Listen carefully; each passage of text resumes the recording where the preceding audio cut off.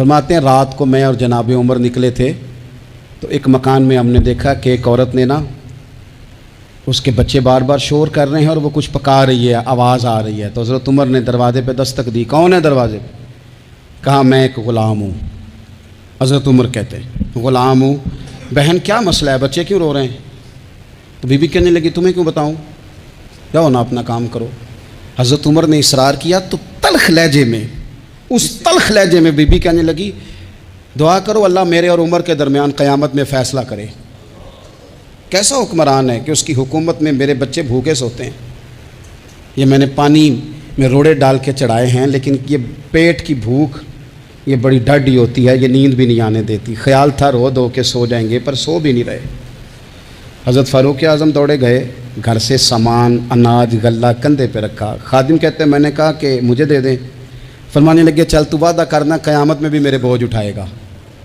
کہ حضور نہیں، وہ تو میرے بس کی بات نہیں۔ فرمایا پھر مجھے کرنے دے۔ دوڑے آئے، اس خاتون کے دروازے پر لا کے وہ چیزیں رکھی، کہا بہن اگر تو پردہ کر لے تو یہ غلام نا آج کھانا پکا دے تیرے بچوں۔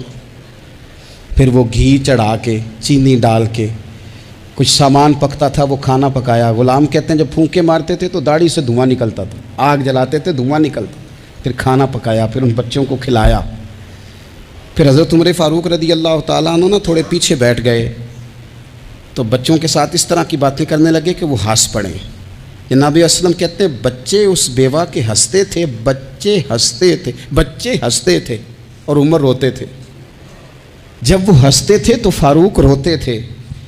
پھر وہ بچے آہستہ آہستہ لیٹنے لگے اور جب وہ سونے کی طرف بڑھنے لگے تو حضرت عمر کہنے لگے بہن میں جاؤں؟ کہنے لگی رب تیرا بھلا کرے، میرا کلیجہ پھٹ جاتا اگر میرے بچوں کو آج شام بھی روٹی نہ ملتی۔ تو سیدنا فاروق اعظم رضی اللہ تعالیٰ عنہ کہنے لگے پھر تو میرے لیے دعا کرے گی؟ کہنے لگی میں دعا کرتی ہوں اللہ عمر کی جگہ تیرے جیسا کو نیک آدمی بٹھا دے۔ تو حضرت عمر کہنے لگے ایک چھوٹی سی گزارش بھی مان لو گی؟ کا کیا؟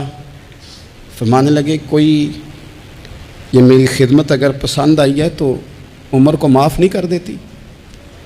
غلطی ہو گئی، اسے پتہ نہیں تھا، اپنے منہ سے کہنے لگے سیاںا بھی نہیں، باشعور بھی نہیں، اسے چاہیے تھا خلافت کی ذمہ داریاں نہ لیتا۔ لیکن حضرت صدیق نے کہا تو وہ مان گیا، اگر تو قیامت میں اس کی شکایت لگائے گی تو بڑا کمزور پڑ جائے گا، اس کے لیے مشکل ہو جائے گا۔ تو کہنے لگی اچھا اگر تو اتنی سفارش کرتا ہے تو جا، میں نے عمر کو معاف کیا۔ حضرت فاروق اعظم نے چہرے سے کپڑا ہٹایا تو بی بی کہنے لگی اوہو آپ عمر ہیں؟